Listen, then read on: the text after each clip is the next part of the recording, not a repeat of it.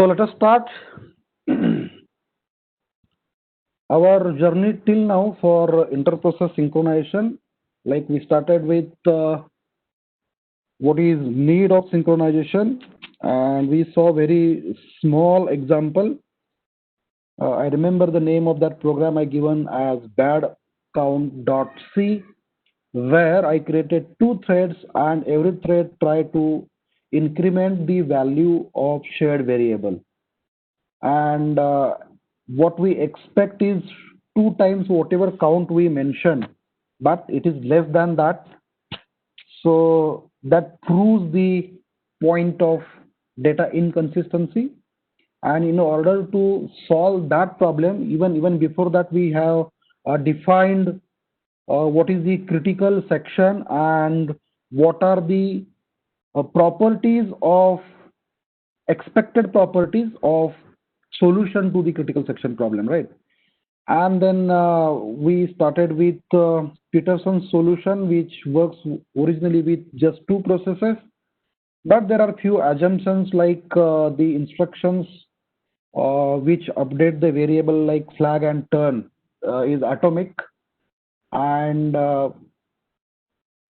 that is actually not possible because that support has to be provided by the operating support. And then we further proceed with the hardware support, where in order to stop the preemption of process, uh, we decided like we can disable the interrupts before going into the critical section and enable interrupt again after coming out of critical section. But it has side effects and it works only with the single processor system, right?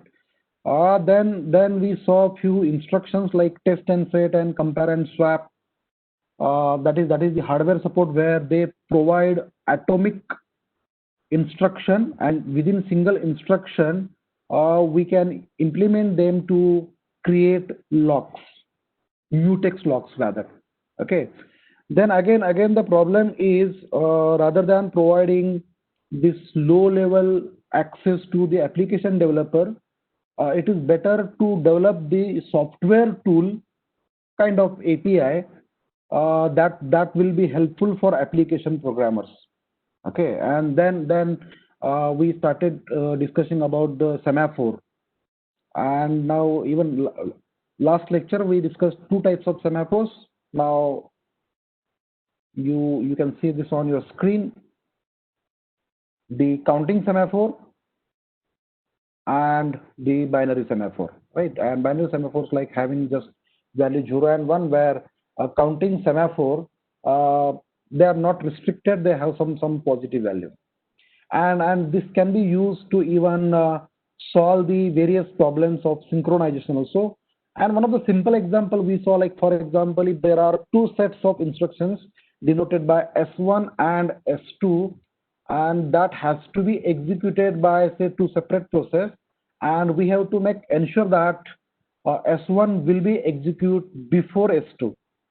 Okay, and the solution to this problem is given with semaphore variable sync. So here you can see it. Sync is the semaphore variable. Whatever the operations we want to implement on semaphore, typically just two operations are there: wet and signal. Wet decrements value of semaphore variable by 1 if it is greater than 0.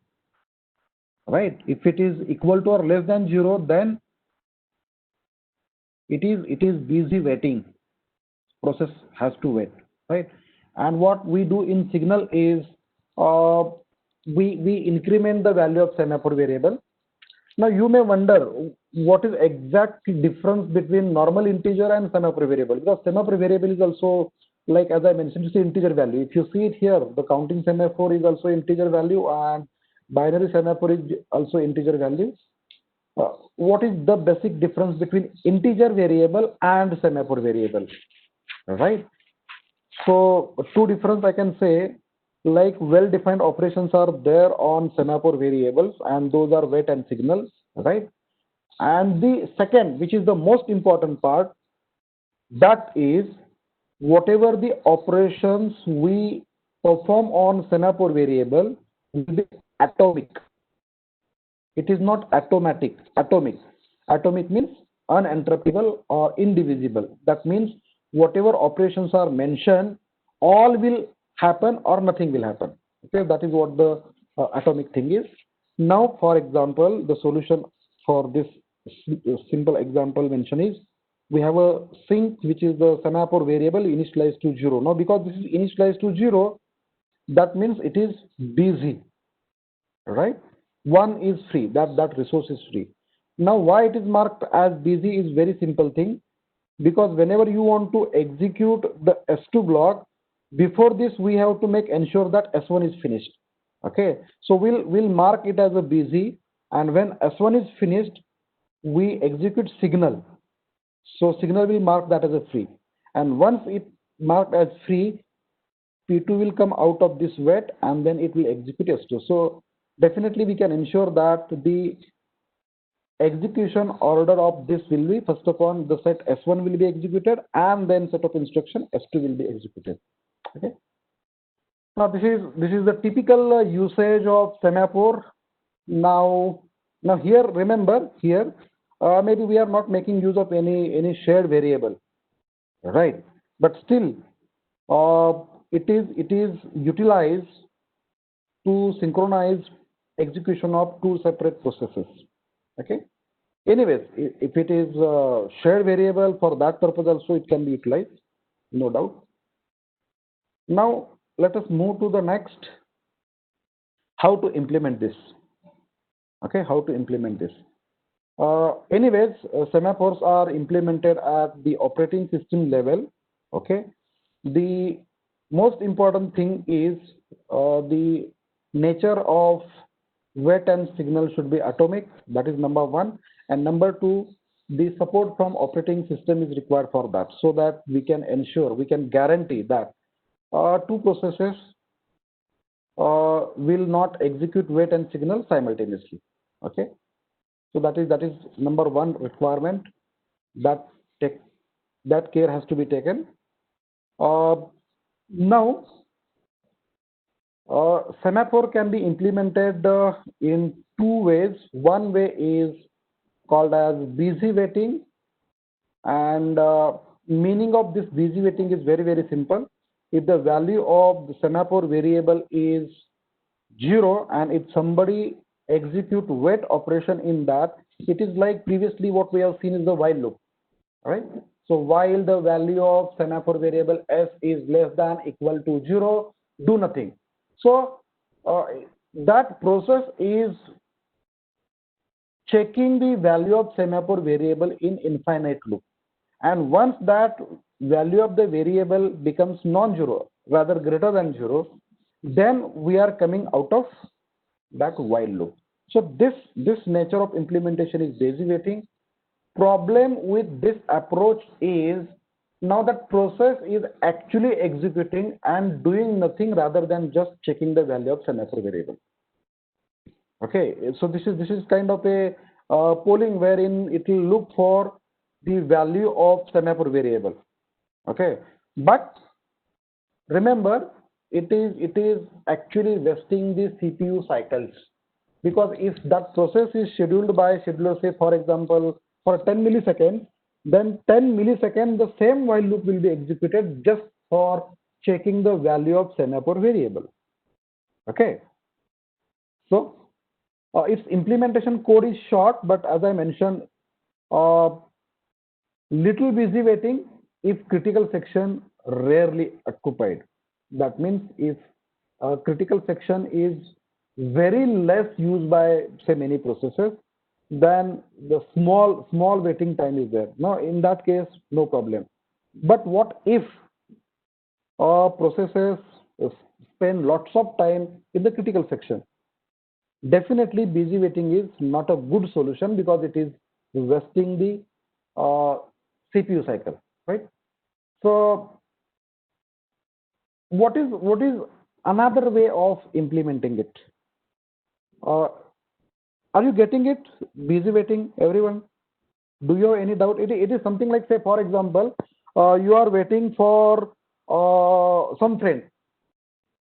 Suppose you decided to meet somewhere, and you reach earlier there, and you know that your friend will be coming, maybe either 2 3 ways are there to reach that location, and you are just checking the location. You are just busy in checking location, and you are not doing anything else. Maybe you are looking at way one or road one, second road, third road, coming back to first, second, third, first, second, third. You are just looking for your friend, right? So you're not doing anything else. Okay. So you are actually spending lots of time just checking whether that event happens or not. Whereas altogether, second solution is something like you reach there and you are doing some other task, and whenever your friend comes, he will notify you. Yes, I am here. Something like this. Okay. So this second way of implementation is called as no busy waiting implementation of the semaphore variable. So this is the second way, implementation of semaphore with no busy waiting. That means process will not wait. Of course, process will be suspended because that is the way of synchronization.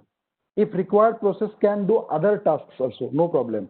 But going into the critical section, definitely process has to be stopped. Only thing is we don't want to waste the CPU cycles, and that is the reason this kind of implementation is possible by associating some sort of waiting queue. So, for example, with every semaphore, there will be the waiting queue. Now, till now, what we see is semaphore is just integer value. Now, with that value, now if you look at the structure given here, a pseudocode kind of a structure is defined here. Type def struct semaphore. So this is a structure for semaphore in which we have just int value, right? We have just int value, but with no busy waiting, we associate something like this struct process star list, where this is kind of a linked list. Queue can be implemented like a linked list, and now this is the pointer. Okay, so struct process star list. So two things are there. One is the value, which is the value of a semaphore. Now, if you want to implement this semaphore as the binary semaphore, value will be 0 or 1. And if it is counting semaphore, then value will be 0, 1, 2, 3, 4, 5, whatever, up to n, where, as I yesterday mentioned, n is the number of resources. If you remember, I give an example of a printer. If I have 5 printers, then I can say value of semaphore variable will be 5. If one process uses it, it will use it through negotiation protocol calling wait, and wait will decrement the value. So it comes to 4. That means now 4 printers are free, something like that. And if all 5 are in use, the value of that semaphore variable will be 0. And if 6th process comes and executes that wait, it has to wait because all 5 printers are busy. So that is the value.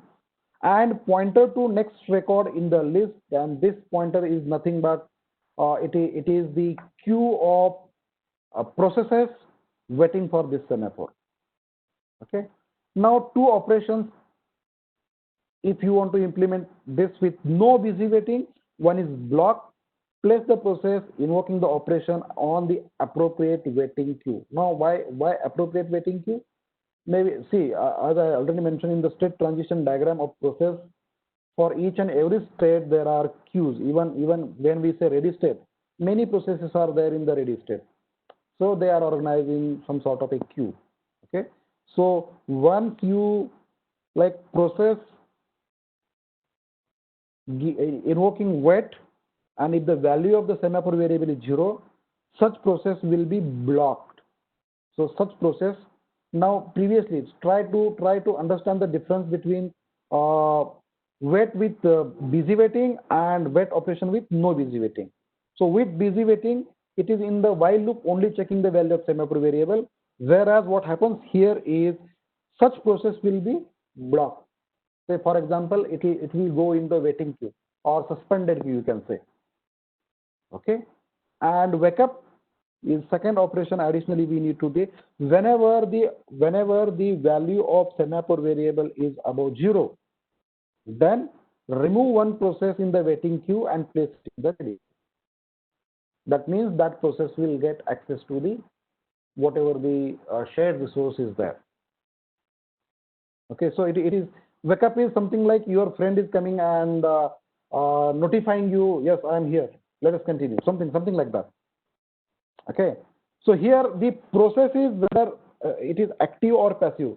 That is the difference between with busy waiting and with no busy waiting. Got it? So that is the semaphore implementation. So for example, now you can have a look how wait is implemented.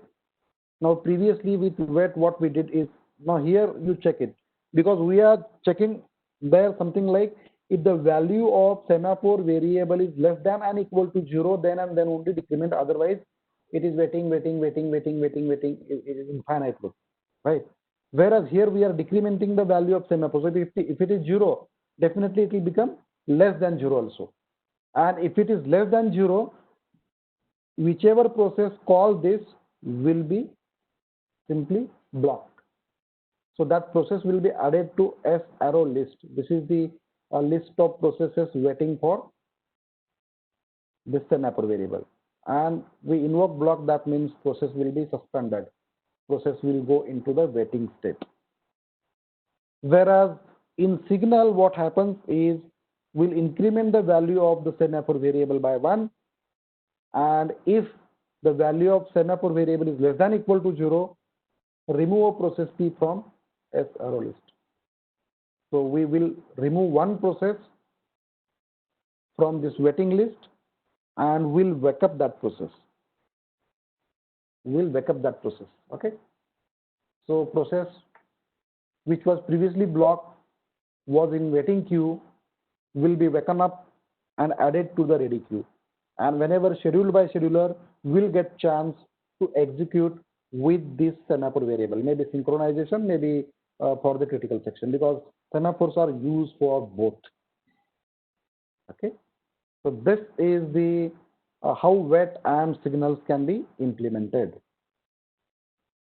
Now exactly how they are implemented by operating system, no need to see the internal details because that will be handled. An API for semaphore, of course the POSIX semaphore is very simple. Okay, now before coming to this deadlock and starvation, I would like to talk about the implementation of POSIX semaphores.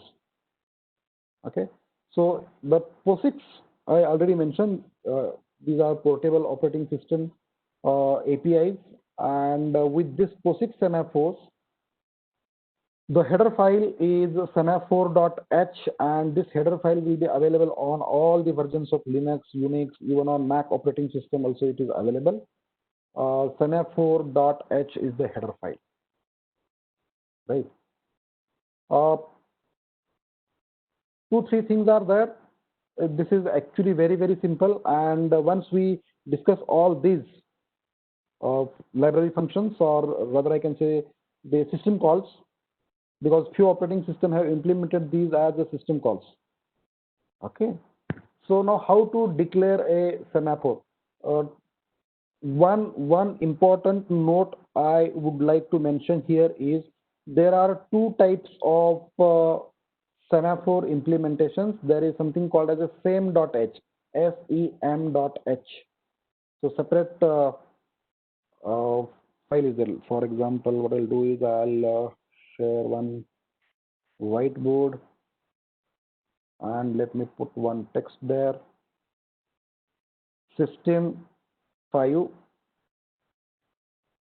implementation. So this is one thing, and second thing is POSIX implementation. Okay, so both way it is available there. With system 5 implementation, there is a header file called as sem.h, and with POSIX implementation, the header file is semaphore.h. Okay, because on Linux both implementations are available. Now which to use, Of course, both can serve the same thing. Still, I can say POSIX is good because application becomes portable. So that can be utilized with any other operating system also. So that is the advantage of POSIX implementation.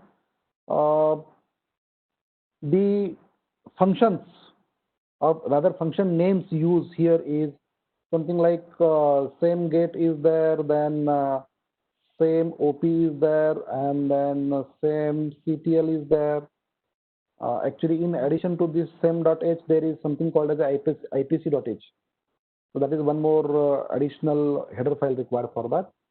Whereas here in POSIX implementation, operations are very simple because same OP is used for semaphore operations where you need to write your own function for implementing wait and signal. Whereas in POSIX implementation, same wait, rather I can say same init, same wait, then same post. Signal is called as a post. Okay, and in order to delete, I guess some destroy is there. So these are the functions. So same.h system view implementation, you can go with any. Okay, system view implementation is more powerful in the sense that you can create multiple semaphores at a time. You can read and write with multiple semaphore at a time, but they are difficult to understand, whereas POSIX semaphores are very simple. Okay, so let us go back to the presentation and let us discuss the functions required there. Okay, to define the semaphore object, it is like whenever many of the time I mention declare the mutex variable lock. How to declare that? It is very simple thing in C++ language. For example, like how we declare normal integer. If a is integer, we do int space a semicolon. That's it. Data type space variable name. Exactly same thing. Only thing is here once you include the semaphore.h header file, then the data type for semaphore variable is same underscore t. Same underscore t. So this is the data type, and then give whatever name you want to give here. For example, I'll declare something like same underscore t lock, where lock is my semaphore variable. You give any name. So this is actually a variable name. No need to worry about this. Same underscore name. That is just a variable name. That's it. Okay. Second part. So this is the simplest one. Declare a semaphore variable. Second thing is initialize the semaphore variable. Now this you need to understand. For initialization, the name of function or system call is same underscore init. Same underscore init. Whatever the semaphore you defined or declared in very first step, pass the address of that as a first parameter. Okay. So same underscore name, for example, if you are declared here, what is expected by same underscore init is address of that semaphore variable. So for example, if I declare same underscore t lock, here I'll pass ampersand lock. Okay. Second parameter is int p shared, and just two values are possible here. One is 0, that means it is not shared between processes, and 1, that means it will be shared between the processes. P shared, whether you want to share this semaphore variable between the processes. Now, if it is used for synchronization, you have to share it. So most of the time the value will be 1. Otherwise, it will be shared within the same process and between the threads, something like that. Okay. And third parameter is value. Now, what is the value you want to set for that variable?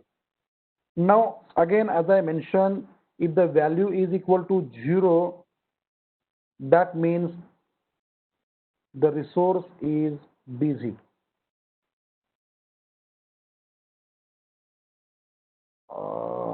I don't think you look properly. Fine. Let me mention it here. Int value 0 means busy. 1 means free.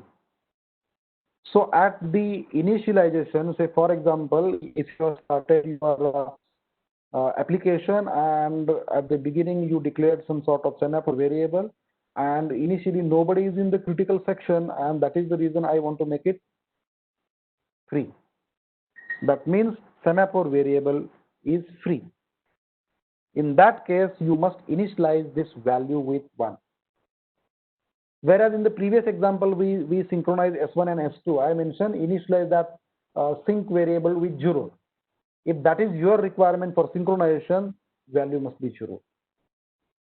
Note that there is no separate data type for binary semaphore and counting semaphore. The power is given in the programmer's hand. So for example, if you actually wanted to have some sort of binary semaphore, and if you initialize it with value 2, that is 100% wrong, because value of 2 means there will be 2 processes in the critical section. That is wrong. So that is like even though the semaphores are powerful, this is one of the problems. You have to use this powerful construct very carefully. Okay. So this is how to initialize the semaphore variable. Like I declare integer a. How I initialize a is equal to, I am assigning some value, but now that operation is not atomic. This semaphore initialization, same weight, same post, whatever these operations are there, we are performing on semaphore variable are atomic, and that is the reason do not directly assign any value. Okay, you have to access it with well-defined interfaces only. So same init, it will take 3 things: the semaphore variable which you want to initialize, the value with which you want to initialize, and second parameter is whether you want to share this semaphore between the processes. 0 means no, 1 means yes. Okay. Let us move to the next, the wait operation on the semaphore. Originally, Dijkstra call it as P and V. So wait operation is P operation. Okay. So same underscore wait. What wait does is exactly same what we studied in the theoretical part. Wait will decrement the value of semaphore variable by 1 if it is greater than 0. If it is less than or equal to 0, then that process will be blocked. So busy waiting kind of thing is implemented here. If you don't want to wait or block yourself, then same try wait is one more thing available. Same underscore try wait, wherein you will check with try wait if the semaphore resource is available, it will be blocked. If it is not available, it will return error, and for that purpose this return value will be utilized. So same way, just you need to pass the address of semaphore variable, that's it. Similarly, signal operation is called as same underscore post. Same underscore wait is like wait operation. Similarly, same underscore post is the signal operation, where this signal operation is used to release the resource locked by you. So it will simply increment the value of semaphore variable by 1. Again, what we expect here as a parameter is address of semaphore variable, which we have defined with very first step. So wait is fine, signal is fine. Okay. For some purpose, most of the time this is not used, but if you just want to check what is the value, you can get or you can read the value of a semaphore variable with same underscore get value. Most of the time it is not required. Most of the time I'm saying. Okay, just if you want to check, it is something like if you have stack data structure, now we have push and pop operations, but sometimes we just want to check the value on the top of the stack. So we use a peek. So with peek, what happens is we just check the value on the top of stack without removing it from stack. So exactly similar way, same underscore get value. Here we'll just read the value of semaphore variable. So value will be written in this second parameter, val p. So it's a value pointer. Okay.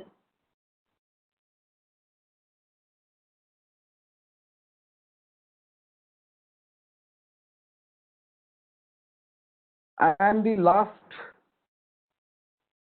semaphore operation is, for example, I done with using the semaphore variable. Just we want to destroy the semaphore from the operating system. Same underscore destroy is the name of the function. Same underscore destroy. Got it? Again, as a parameter, what it expects is address of semaphore variable. That's it. Any doubt in this? If you have any doubt, please ask. Now I'll show you. I'll open the same program, the bad count, and now we'll make it to work as synchronized one, wherein we'll synchronize access to the shared variable count. So incrementing that, so we define that as a critical section. Okay. Before that, do you have any doubt on this? 117 participants are there. Is it okay? Put something on chat. Whether I should go with example or you have any question in your mind. Because whatever we have discussed is now the practical part, right? Theoretical part we already saw. Why, what is semaphore, why it is required. Now how it is implemented, I mentioned both the system view implementation also and POSIX implementation. Now I want to go with POSIX implementation. If students are interested in system view implementation, they can simply go with the manual pages. The functions I already mentioned, same get, same OP, same CTL, something like that.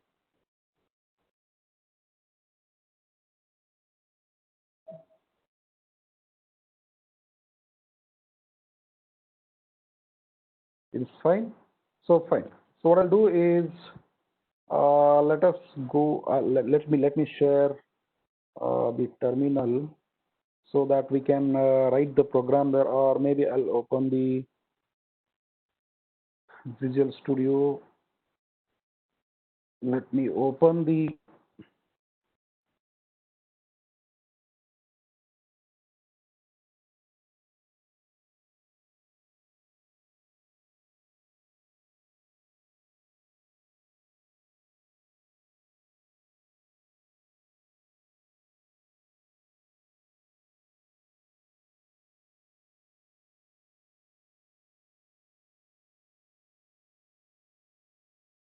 okay. I'll share my.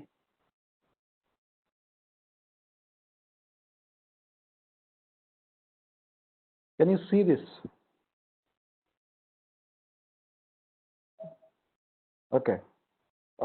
This is the same routine I shown you when talking about what is necessity of synchronization, where I took this count as a shared variable and I created two threads, thread ID 1, thread ID 2, and thread ID 1 and thread ID 2 will be passed the function called as a count, where we have taken this number of iterations from command line argument, right? And with this command line argument, yes, this is the way like I displayed the count, something like this. So let me remove this part, something like this. Let me save it. And now whatever the argument I pass to this count function will be taken in number of iterations, and here we want to increment the count, right? Here we want to increment the count. So that is the way. Now maybe two threads are doing the same thing, right? So now updating this shared variable is the critical section. So you can imagine like this is a critical section. Of course, you can have more than one statement also, but fine. Let us go with single thing. Now here we have not synchronized anything, right? And that is the reason. Now if I open the terminal and let me compile it with clang bad count dot c, and because I'm using multi-threading, I have to link it with pthread library. Okay, and if I execute it, say with the count of say 5,000, expected answer was 10,000 because two threads are incrementing the same count by 5,000 times because this loop is iterated 5,000 times. So it is initialized to 0. See, this is the value 0, right? So what we expect is 10,000, but it is giving me 8,538. Now I want to implement the synchronization part. So step number 1 is we need to include the header file semaphore.h. So that is the header file required, number 1. Number 2, we need to have the semaphore variable. So same_t is the name of data type, and say for example lock is name of my variable. So this is actually step number 2. So let me put it names of steps here in the comment. So step 1, the step is include the header file. Step number 2 is declare semaphore variable. Now step number 3 is, say for example, before creating threads here, maybe I want to put my step number 3. So step number 3 is initialize semaphore variable. Okay, so we want to initialize it with state of free, and free means value should be 1. Okay, and the function required for that is same underscore init. Very first parameter required is address of semaphore variable. Now my semaphore variable's name is lock, so let me use ampersand lock. Second thing is whether it is shared or not. Yes, I want to share it with multiple processes. And third is, remember, it is unsigned integer, free is 1. So this is step number 3, right? Now I created threads, and threads are executing simultaneously. Wait for finishing of threads and display the count. Once threads are finished, maybe I done with semaphore variable. So now I want to destroy the semaphore variable. So same underscore destroy ampersand lock. This is actually last step. So I can say step number 5. Step number 5. Done with semaphore destroyed. So same underscore destroy. Right? Now what is remaining? See, step number 1 is fine. Header file is included. Step number 2 is also okay. Declare the semaphore variable. Step number 3 is initialize it. Step number 4 is remaining. Step number 5 is, yes, you have done with the semaphore variables. Destroy it. That is also okay. Now step number 4, use it. Step number 4, use semaphore for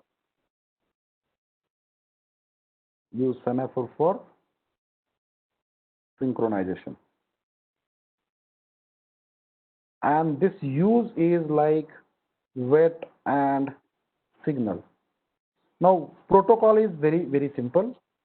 Protocol is very simple. Before entering into the critical section, we invoke the wait, that is the negotiation protocol. And once you come out of critical section, it is signal, that is the release protocol, right? So for wait, Now only thing is for signal, the name of function is post. Okay, so that is the step number 4. Now our critical section is just a single statement. So before count plus plus, I want to make use of same underscore wait. So same underscore wait and give the variable of lock. Now remember, count is a separate function and main is separate function. If I declare semaphore variable in main, it is not accessible in the count, and that is the reason I declared the lock, which is the semaphore variable, in global section. So this is my negotiation protocol. This is actually called as a negotiation. Why negotiation? You call it as a negotiation or entry section. Then this is actually critical section. And now next is frame underscore post and ampersand lock. This is basically called as a release protocol or say release section. And if anything else that is also required, yes, you can do that also, no doubt. So let me now save it. Any doubt in this? I mentioned all 5 steps. Okay, so what I'll do is let me again compile. Something wrong. Something is, I think they are just okay. With newer version, same init and same destroy is deprecated, so they are not used mostly. But anyways, these are just 2 warnings. We can simply ignore the warnings, and now we'll execute our code with say for example 5000. Again something wrong. That means it is not compiled. So what I'll do is rm. Let me delete the old file and let me check if compiler creates lsa.out. It is there.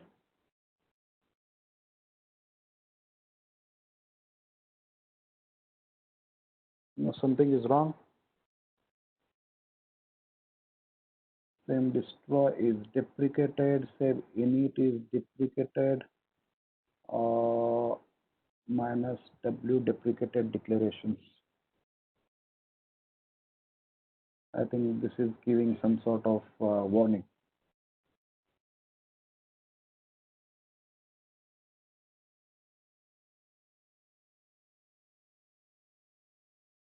Same thing.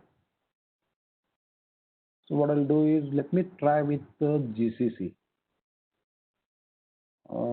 GCC wait, because pthread is there. lp thread. No.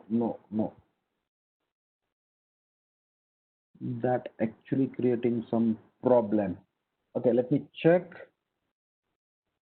The header file is there. Yes, semaphore.h is there. So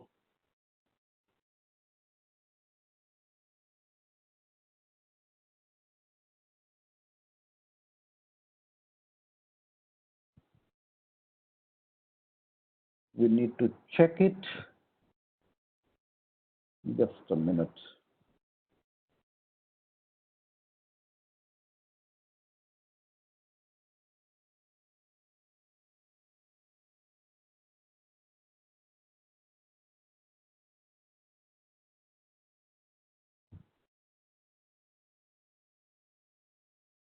Okay. This program actually executes on Linux platform. I guess I updated this and it is not working because the functions same init and same destroy, they're deprecated. Anyways, these are the steps. Maybe on Linux platform we'll check. Okay. So step number 1, include the header file. Step number 2, declare the semaphore variable. Step number 3, initialize the semaphore variable. Step number 4, use in the entry section and release section, or locking and release section. And once you're done using it, okay, same underscore destroy. Actually, I need to check what exactly is unsigned. Same init has been explicitly marked deprecated here. Oh, so maybe let me check if it gives any hint on same underscore. Oh, it is not there. Possibly same underscore wet. Let me check, because yes, it is not giving any problem. Semaphore.h is the header file.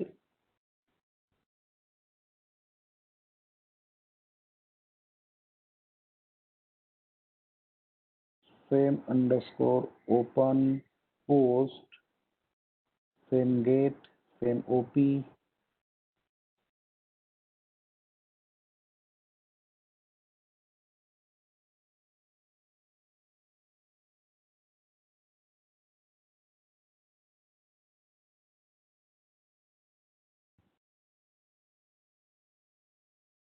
Now if I just comment it, let me check what happens. If it is giving, but then the again problem is I don't know if it works or not, because initially it should be.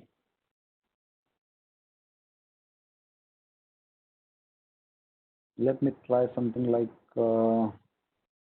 this, and now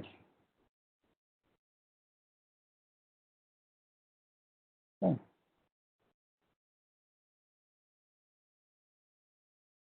no, but still it is creating problem, because what we expect is,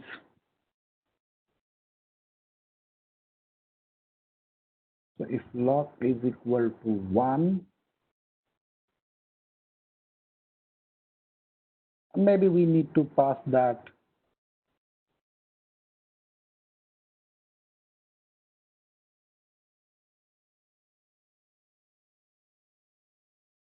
No, this is wrong, because it is not synchronized. It has to exactly give the correct value. Okay. If my critical section is no, if I put wait there, that will create a problem.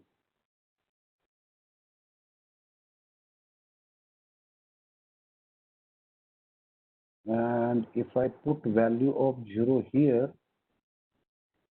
it has to block.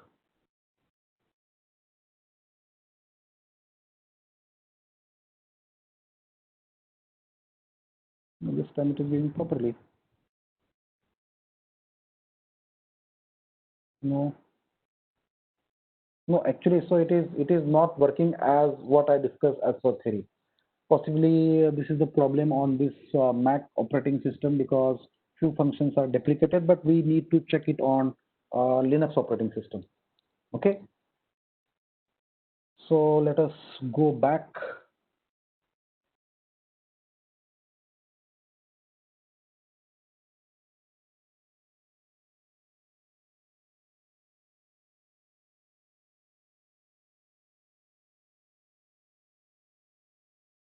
to here. Now we need to see the problems of the semaphore. Improper use of semaphore will result in deadlock, deadlock or starvation, rather, I can say it. So, like starvation, we already saw it is like indefinite blocking, where process may never be removed from semaphore queue in which it is suspended. Okay, that means process is waiting for some semaphore variable, but that is not available. It is something like that. Okay, or maybe as we saw, 4 processes are there waiting on the same semaphore value, and one process is never getting chance. So that is what the starvation is. Semaphore has one problem called as a deadlock. So if not used in proper way, that definitely creates a problem. Okay. You imagine like suppose two semaphores are there, both are initialized to one. That means initially they are free. Suppose there is a code for process 0 and this is code for process 1. Okay.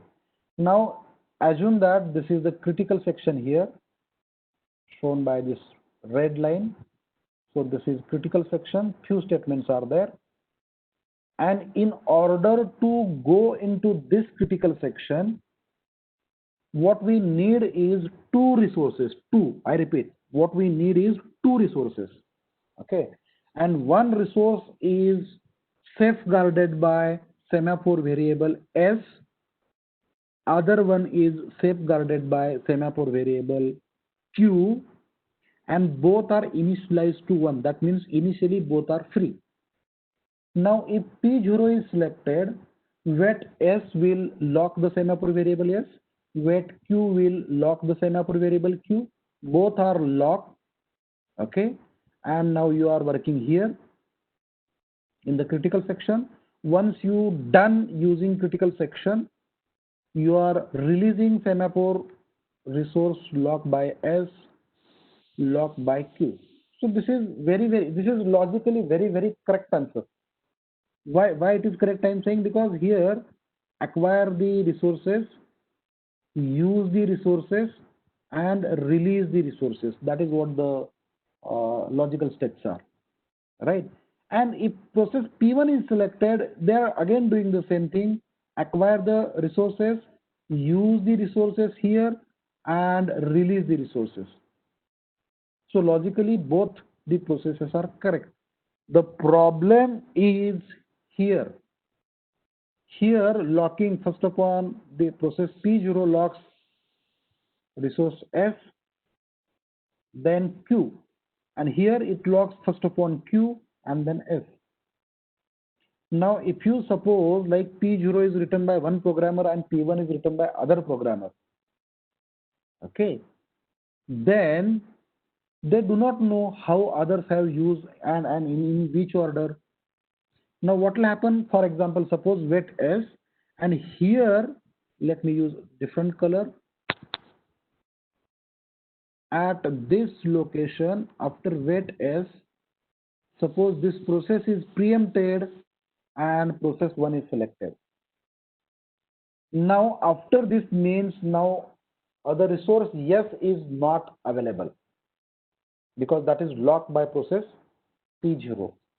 Whereas now because P1 is scheduled, P1 executes wait Q, so Q resource will be now allocated to P1, right? And now it is trying to lock on resource S. Now if wait S is there, actually this resource is already blocked by process 0. So this process is waiting. So this process is waiting. Waiting for what? This process is waiting for the resource say S of semaphore variable S. Already it has one resource called as a Q. So because this is waiting, suppose schedulers again selected process 0 and it starts executing from this wait Q. Now what will happen here? Wait Q, because Q resource is already blocked by P1, process P0 is waiting for resource Q. Now see the situation here. Both the processes needs two resources. They are holding one like P0 holds S resource, P1 holds Q resource, and P0 is waiting for P1 and P1 is waiting for P0, and not a single process is making progress. They are just waiting for each other. This situation is called as a deadlock. So if semaphores are not properly used, then definitely that creates a problem. Even you can imagine something like two resources, wet S, wet Q, both are available here. It is going in the critical section, and the programmer forget to release one of the resources. Say, assume like it has forget to mention the signal Q. What will happen? Now it has blocked the resource, it has used it, it has finished using it, but forget to release. So that also creates a problem. Okay. So the semaphores actually creates a problem, and that problem is like it may result in deadlock, it may result in starvation. Even another thing is there, something called as a priority inversion, where priority inversion is something like the resource is held by the process with lower priority. Okay, and scheduled process is always higher priority process. Now higher priority process is scheduled because of its priority, but that cannot continue because the resource is held by lower priority process. Okay, and anyways, there is solution for this priority inversion, and that is priority inheritance protocol, where we can increase the priority or we can forcefully ask the process to leave the resource. In all, the problem with semaphore, even though it is used for inter-process synchronization, if not used in proper way, system may result in deadlock. There is one saying like with great power comes the great responsibility. It is exactly same like that. Even though semaphores are great tool, that has to be utilized with great care. Okay? So today we'll stop here. If you have any question, please put it on chat. If there is no question, we'll stop.